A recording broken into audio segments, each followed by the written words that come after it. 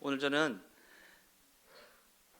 읽으신 본문을 가지고 안식일 신자의 정체성 이와 같은 제목을 가지고 함께 은혜를 나누어 보고자 합니다. 오늘 본문을 보니까 예수님이 안식일에 병자를 고치신 그 일 때문에 큰 논쟁이 일게 되었다라는 것을 알 수 있습니다. 안식일에 병자를 고치신 그 사건 때문에 구약 시대로부터 안식일을 지키는 것은 유대인들에게 매우 엄중한 일이었습니다. 왜냐하면 유대인들의 삶의 기준으로 삼고 있는 율법은 하나님이 그들에게 직접 하사하신 것인데 그 율법의 중심에는 십계명이 있었기 때문입니다. 그리고 안식일을 지키는 일, 곧 십계명의 네 번째 계명은 안식일을 기억하여 거룩하게 지키라 라는 엄중한 명령을 담고 있기 때문입니다. 율법은 이날에 아무 일도 하지 말라고 제한하고 또한 할 수 있는 일도 한정하고 있습니다. 이거는 해도 되고 이거는 하면 안 된다라는 식으로 말입니다.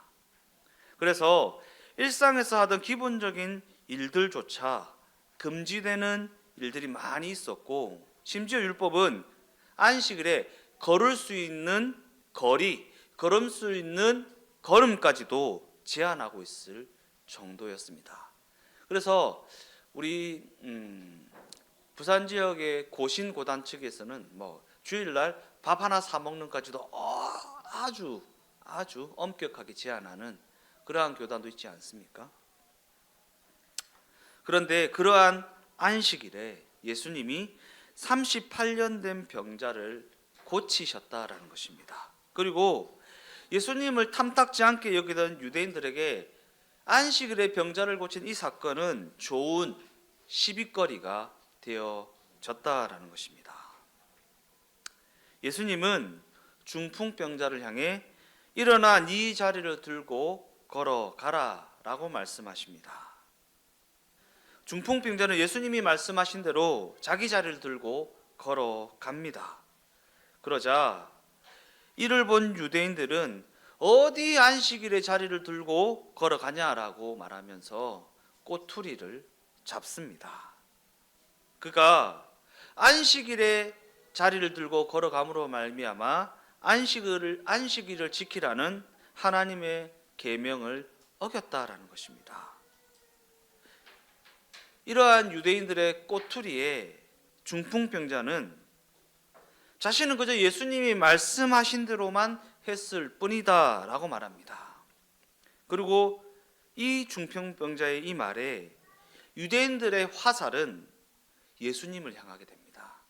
처음에는 안식일에 자리를 들고 걸어가던 중풍병자를 향해 비난을 쏟아냈지만 중풍병자가 예수님이 말씀하신 대로 했을 뿐입니다 라고 말하니까 그 화살이 예수님을 향하게 됩니다. 일할 수 없는 안식일에 어떻게 그럴 수 있냐고 시비를 걸고 있는 것입니다. 본문 17절 말씀입니다. 예수께서 그들에게 이르시되 내 아버지께서 이제까지 일하시니 나도 일한다 하시매. 그들의 시비에 예수님은 아버지께서 일하시니 나도 일한다 라고 답하십니다. 그리고 예수님의 이 답변은 예수님을 향한 유대인들의 그 적대감에 불을 붙이게 됩니다. 본문 18절 말씀입니다. 유대인들이 이로 말미암아 더욱 예수를 죽이고자 하니 이는 안식일을 범할 뿐만 아니라 하나님을 자기 친아버지라 하여 자기를 하나님과 동등으로 삼으심이러라. 예수님이 답을 하면 할수록 일은 더욱 커져만 가는 형국입니다.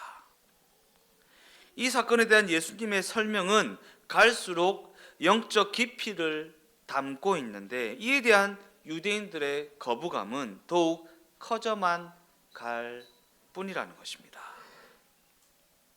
바라보는 방향이 서로 같지 않기 때문에 갈수록 갈등의 골만 더욱 깊어질 뿐이라는 것입니다. 바라보는 방향, 삶의 방향, 삶의 여정이 완전히 그 방향성이 다르다 보니까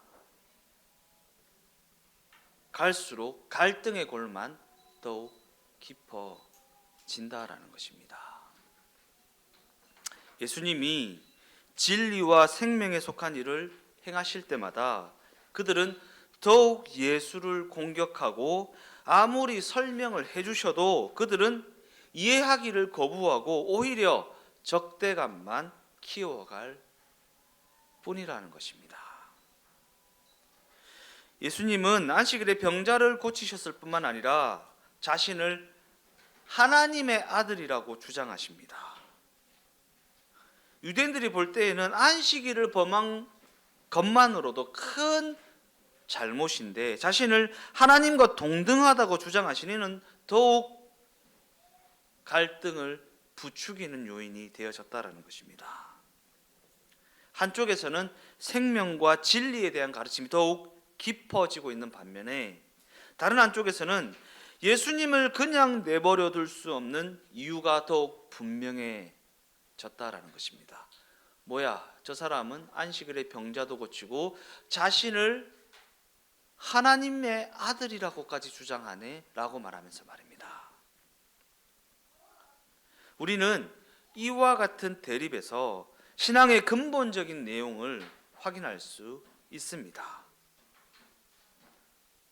즉, 이 대립은 유대인이 이로 말미암아 더욱 예수를 죽이고자 한다라는 결론을 향해 가게 된다라는 것입니다. 유대인들이 이로 말미암아 더욱 예수를 죽이고자 한다.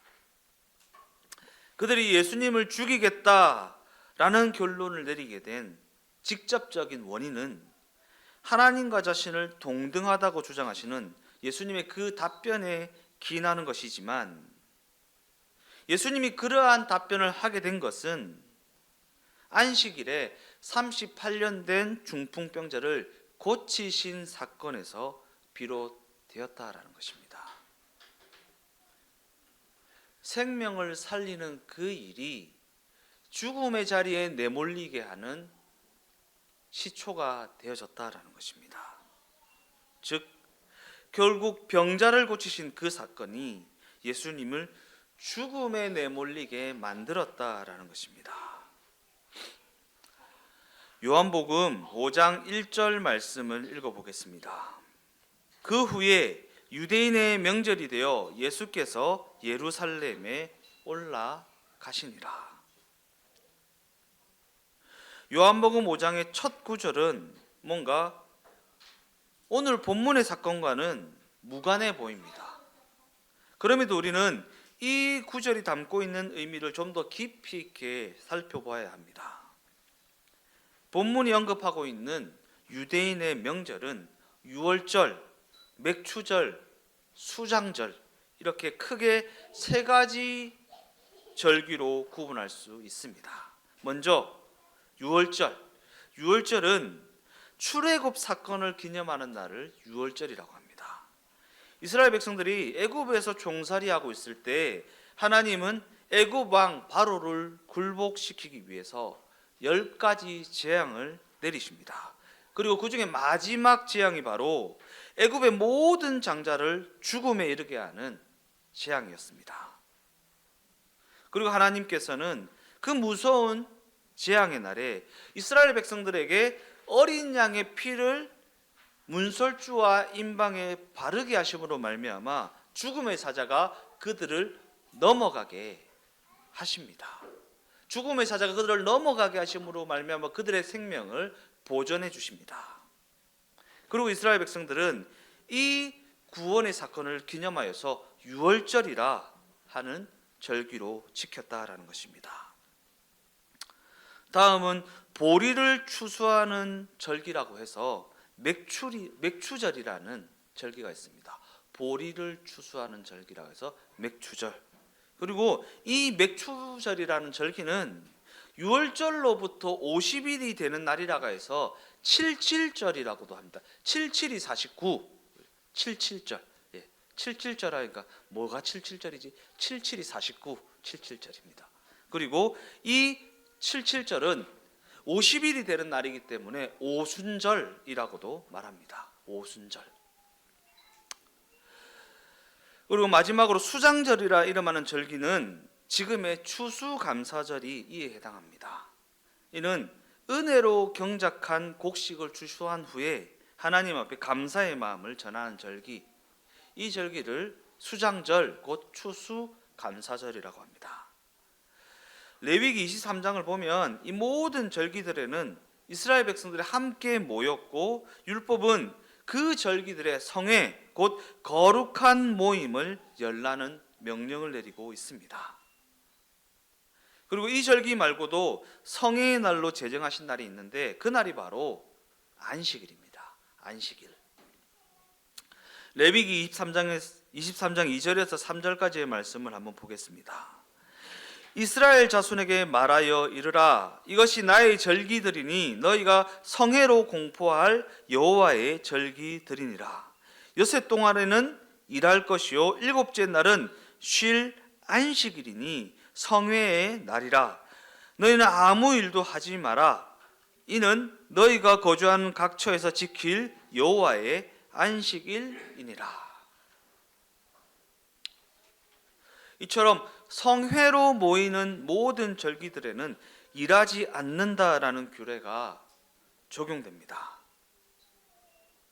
한편으로 십계명은 이 안식일에 대해서 하나님이 엿새 동안 천지를 만드셨고 그가 일회째 되는 날 쉬셨기 때문에 그의 백성들도 쉬어야 한다라는 기준을 제시합니다. 그러나 하나님이 안식일을 지키게 하신 것이 하나님이 엿새 동안 일하시고 이후로는 아무 일도 하지 않으셨기 때문에 안식일에 쉬어야 한다는 게 아닙니다. 왜냐하면 오늘 본문 17절에도 말하고 있듯이 하나님은 지금도 여전히 일하고 계시기 때문입니다. 지금도 여전히 일하고, 하나님이 일하지 않으셨기 때문에 쉬라는 게 아니라는 것입니다. 하나님 지금도 여전히 비를 내리시고 바람이 불게 하시고 한 생명을 태어나게 하시고 그 심령을 거듭나게 하시는 일들을 하고 계십니다. 지금도 여전히 그가 만드신 모든 것들을 섭리하시고 그 모든 것들을 주관하고 계시다라는 것입니다. 지금도 여전히 하나님은 일하고 계신다. 그러기에 하나님이 엿새 동안 천지를 만드시고 일회째에 쉬셨다라고 하는 것은 하나님께서 하신 그 창조가 더 이상 손댈 필요가 없을 만큼 완벽하게 완성되었다라는 의미를 주고 있는 것입니다.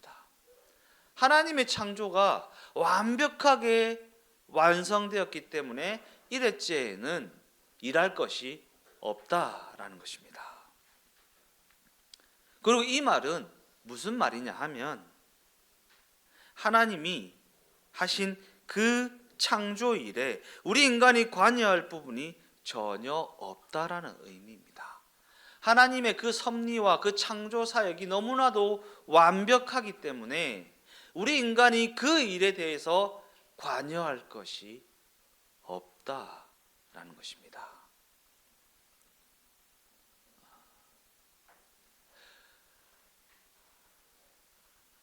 제가 한 몇 주 전에 나라 민족을 위한 기도를 따로 구분하여서 하지 않는 이유에 대해서 역사의 주관자는 하나님이시고 하나님은 완벽하게 일하시는 분이시기 때문에 우리가 거기에 대해서 가타부타 입댈 것이 없다라는 얘기를 한 적이 있지 않습니까?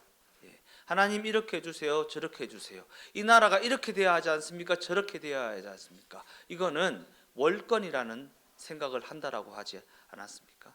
하나님의 섭리하심과 하나님의 주장하시고 주관하시는 그 역사의 흐름은 하나님의 완벽한 시나리오대로 흘러가는 것이기 때문에 거기에 대해 우리 인간이 관여할 일이 전혀 없다라는 것입니다. 우리는 하나님의 그 일하심을 찬양하고 감사하고 그 인도하심과 그 통치하심에 순종함과 순복함으로 따라가면 되는 것입니다.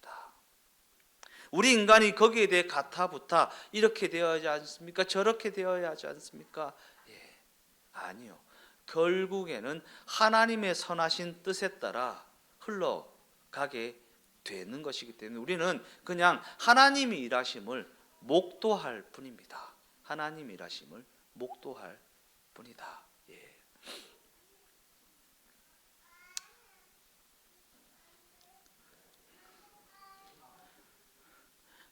그러기에 하나님이 안식일을 처음으로 선포하실 때 주신 가장 중요한 메시지는 창조자는 오직 하나님 한 분뿐이시며 그의 창조는 완벽하다라는 메시지입니다.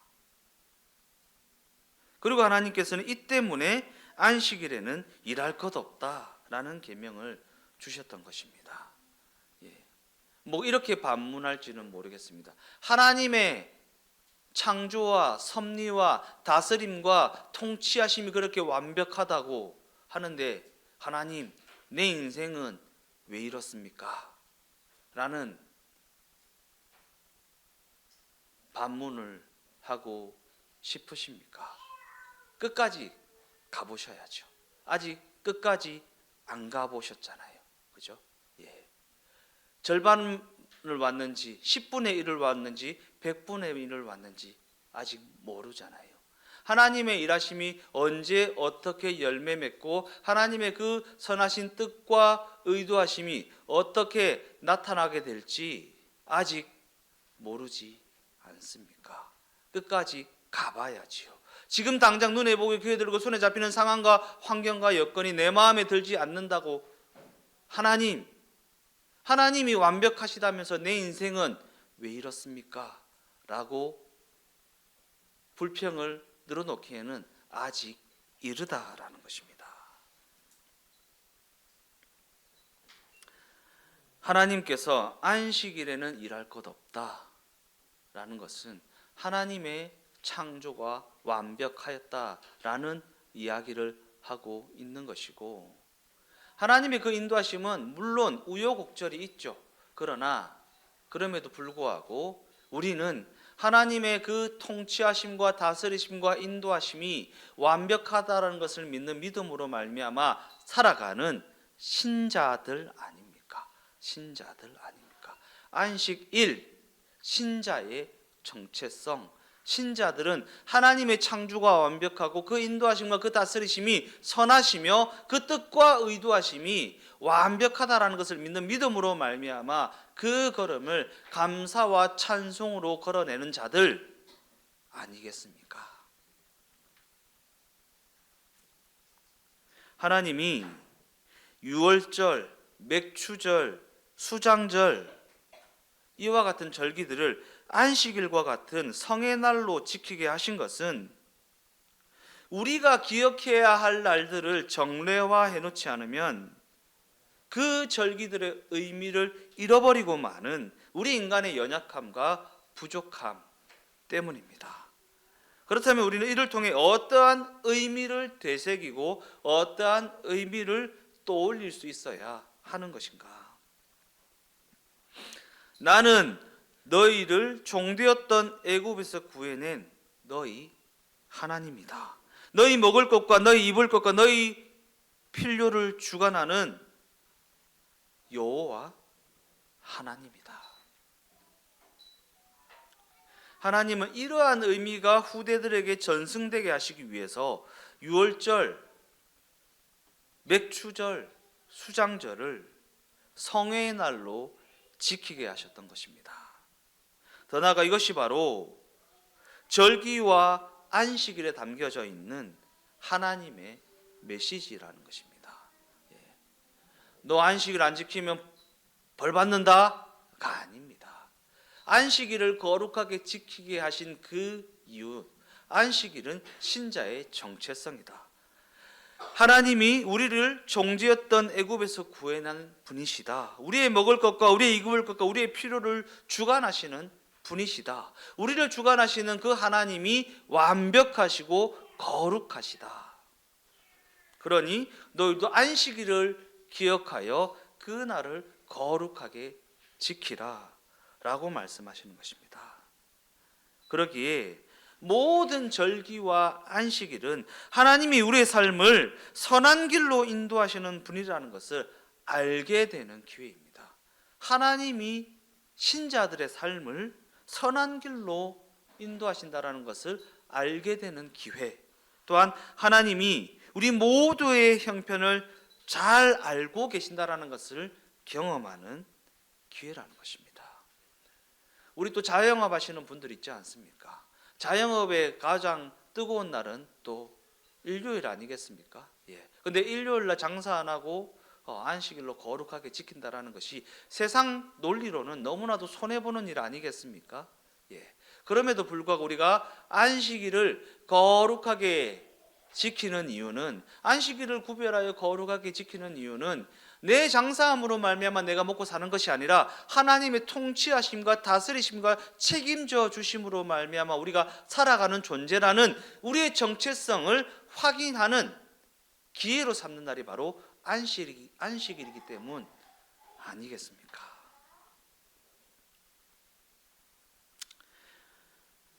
그리고 절기와 안식일이 가진 이와 같은 의미를 염두에 두고 오늘 본문을 보면 예수님이 안식일에 병을 고치신 이 일이야말로 우리가 안식일에 해야 되는 일 아니겠습니까? 생명을 살리는 일.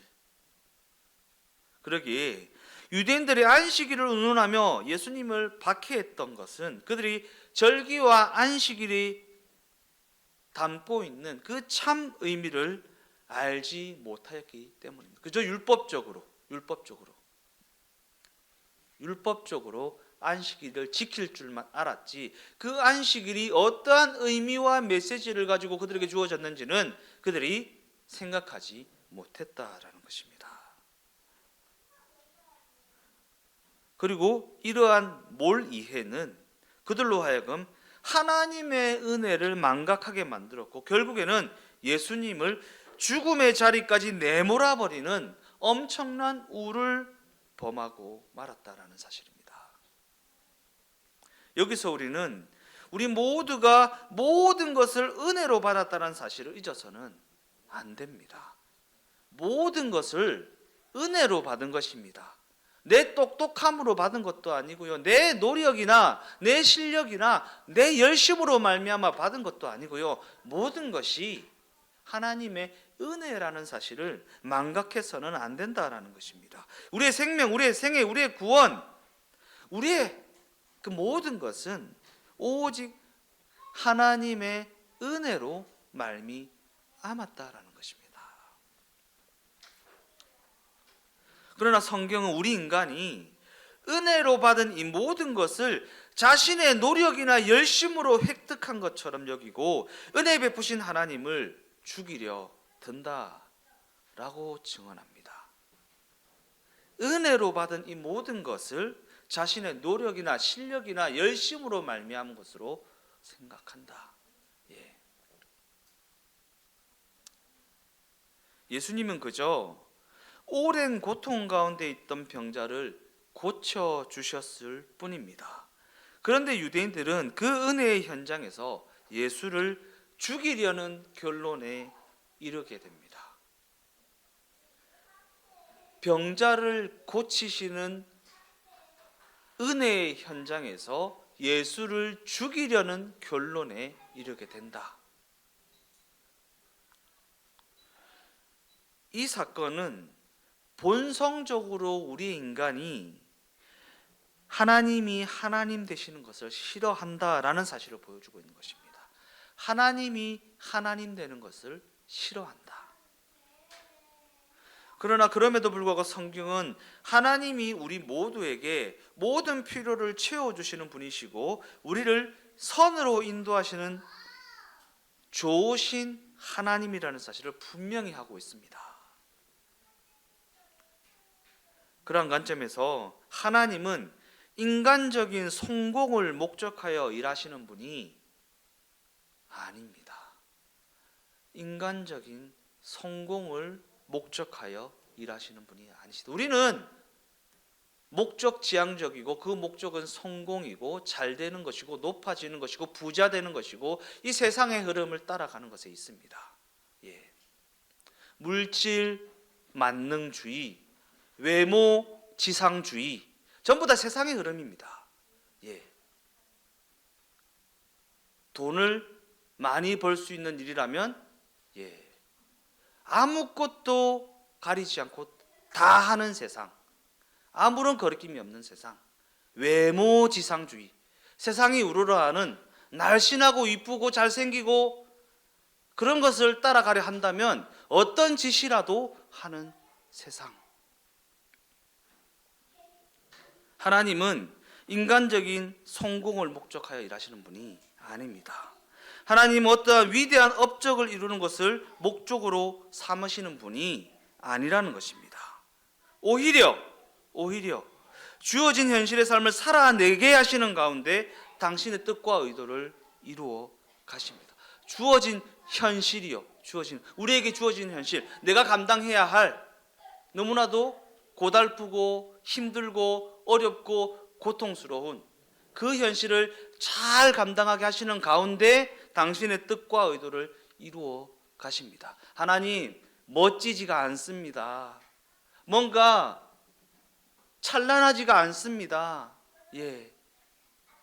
그러나 하나님은 그 현실을 살아내게 하심으로 말미암아 당신의 뜻과 의도를 이루어 가신다라는 것입니다.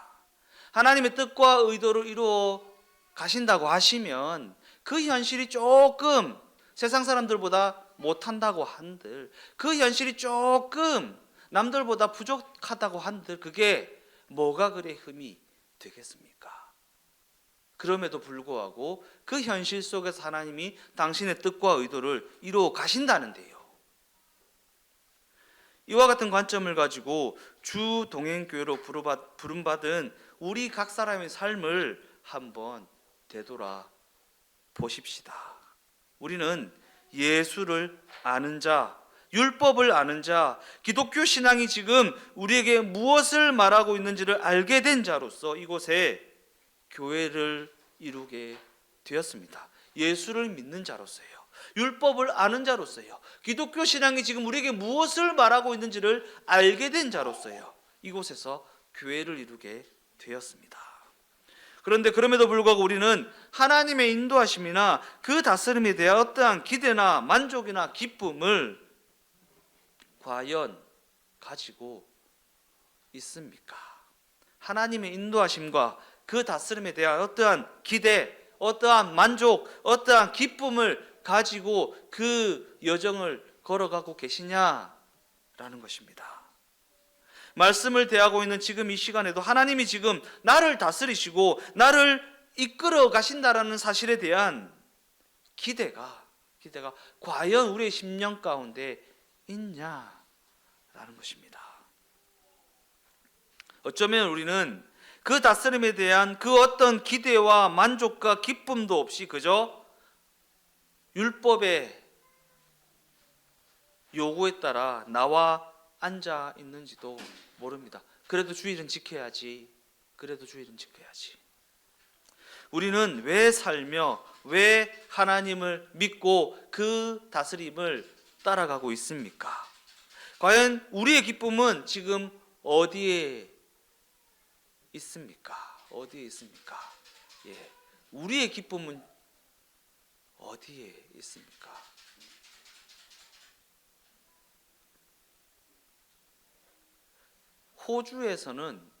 호주에서는 청소년들에게 SNS 사용을 금지했다고 그러죠. SNS 사용을 금지했다고 합니다. 왜냐하면 SNS에 휘황찬란한 사진과 내용들이 올라와 있고 그것을 보고 자신의 삶을 바라볼 때에 너무나도 비참해 보이니까 그들이 목숨을 끊는 일들이 너무 비일비재하니까 청소년 자살률이 올라가니까 SNS 사용을 금지했다고 그러죠. 근데 그 SNS에 올라와 있는 그 사진들이 사실이냐? 그렇지 않지 않습니까? 우리의 기쁨이 어디에 있습니까? 그들과 같아졌다는 것에 대해서 기뻐하십니까? 그들과 같아지지 못했다는 것 때문에 원망하고 불평하고 신자로서의 정체성을 놓치고 있지는 않습니까? 하나님의 하나님 되심은 중단된 적이 없고 지금도 여전히 우리를 위하여 일하고 계신 하나님이신데 왜 교회를 이루고 살아가는 우리 각 사람은 그에 대한 아무런 기대와 만족과 기쁨도 없이 살아가고 있는가? 스스로에게 한번 질문을 해보자라는 것입니다.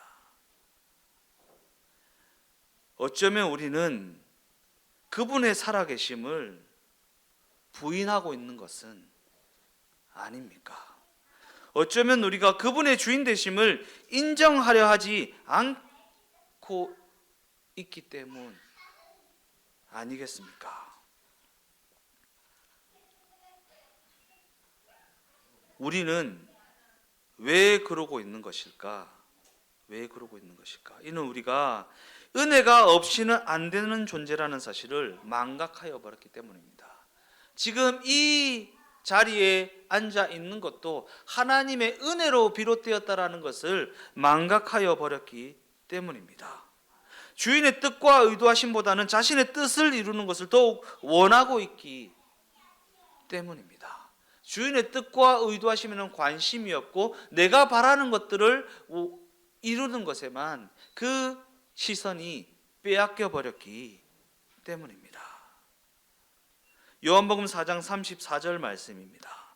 예수께서 이르시되 나의 양식은 나를 보내신 이의 뜻을 행하며 그의 일을 온전히 이루는 이것이니라.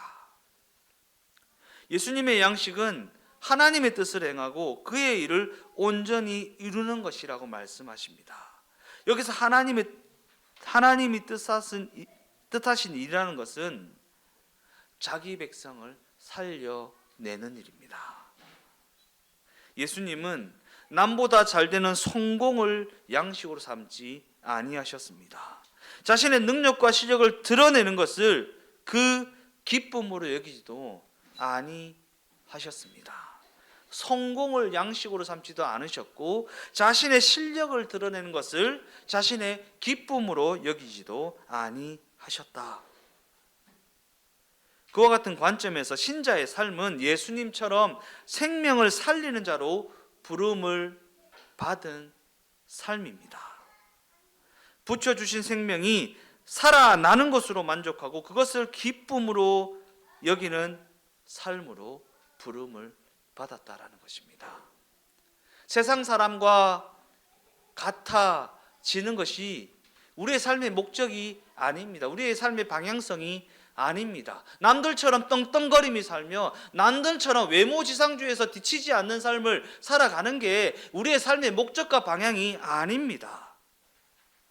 나에게 붙여주신 내 부모, 자녀, 이웃 그들이 살아나는 것으로 만족하고 그들이 그 여정을 잘 걸어낼 수 있게 도와주는 것으로 기쁨을 삼는 삶, 그것이 바로 신자들의 삶이고 신자들의 정체성이고 신자들이 걸어가야 할 방향성이라는 것입니다. 결론적으로 안식일은 하나님의 하나님 되심을 기뻐하고 만족하는 자리입니다. 하나님의 하나님 되심을 기뻐하고 만족하는 자리. 하나님의 하나님 되심을 기뻐하고 만족하는 자리로 부르심을 입은 우리 신자들은 이러한 기쁨과 이러한 만족을 얻기 위해 어쩌면 원치 않는 길을 가게 될지도 모릅니다. 원치 않는 길이요. 세상 사람들보다 약간 뒤처지는 길, 세상 사람들보다 조금 못한 길, 그러한 길을 걷게 될지도 모릅니다. 그럼에도 불구하고 신자들이 그 길을 감수하며 갈 수 있는 것은 신자들은 부르심을 입은 자들이기 때문입니다. 부르심을 입은 자들, 즉 부르심을 입은 자들은 세상이 나를 핥히고 내 길을 가로막고 내 마음을 짓누를지라도 그 길을 묵묵히 걸어갈 수 있습니다. 왜냐하면 신자는 하나님의 하나님 되심을 기뻐하며 만족하며 살아가는 자들이기 때문입니다. 하나님이 하나님 되셨다라는 것을 기뻐하고 그것으로 만족하고 그것으로 감사하며 살아가는 자들이기 때문입니다. 내 모습이 조금 초라해 보일지라도 내가 걸어가는 그 길이 세상에서는 조금 환영받지 못하는 길이라 할지라도 내가 걸어가는 그 길이 세상 사람들이 우러러하는 그 길과는 조금 동떨어진 길이라 할지라도 부르심을 입은 신자들은 하나님의 하나님 되심을 기뻐하며 살아가는 정체성을 가진 자들이기에 그 길을 묵묵히 걸어낼 수가 있는 것입니다.